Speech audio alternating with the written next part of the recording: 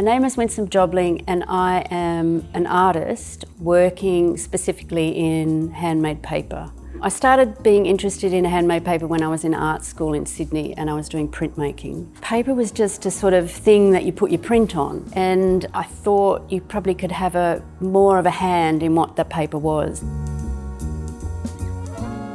My work is based around our impact on the environment, mainly about local plants. All my materials are from plants, and so paper is made from cellulose fibre, and I go out bush, collect the plants and then process them to make paper.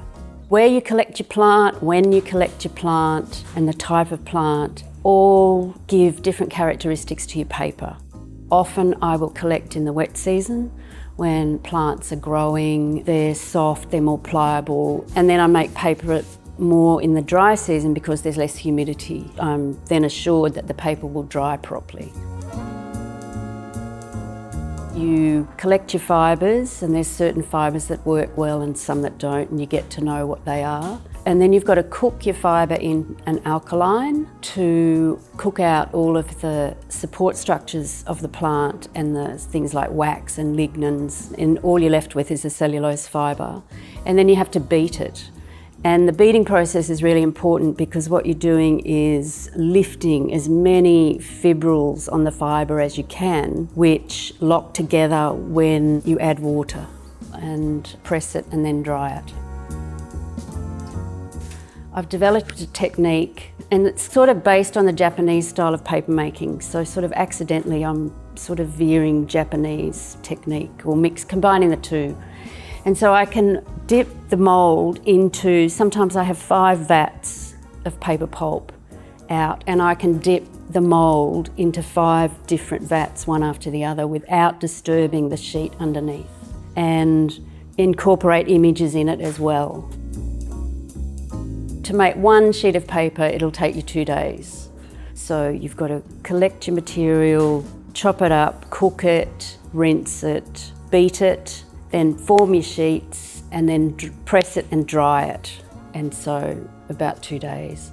And then after that, to make a sheet, like my sheets are getting more and more complicated, and I can spend half an hour just working on one sheet of paper in the wet stage because I'm adding so much information into it.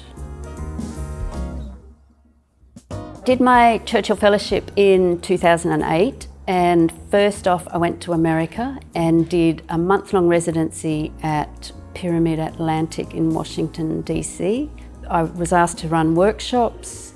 I did workshops with some school students, which was good fun, and produced some work while I was there. And after that, I went to another papermaking studio in New York, and they showed me around the studio. So from there, I could see like tools and equipment, studio setups, and some of the new techniques they were trying there.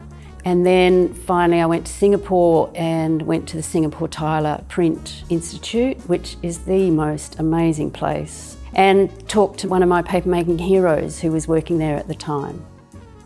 It really was an affirmation of what I was doing here in Australia, sort of in isolation in Darwin. Since I came back from the Churchill, I've done quite a few workshops down south, Papermakers of Victoria, and then I'm trying to organise with all the papermakers along the East Coast to do a workshop through Melbourne, Sydney and in Queensland. Usually what I'm doing for those workshops is teaching my way of putting imagery in paper, developing ways to put in imagery through watermarking and stenciling and layering up your sheets. The confidence I got in my own work by doing the Churchill Fellowship just spurred me on to exhibit. I've had an exhibition in Darwin every year for the last 10 years.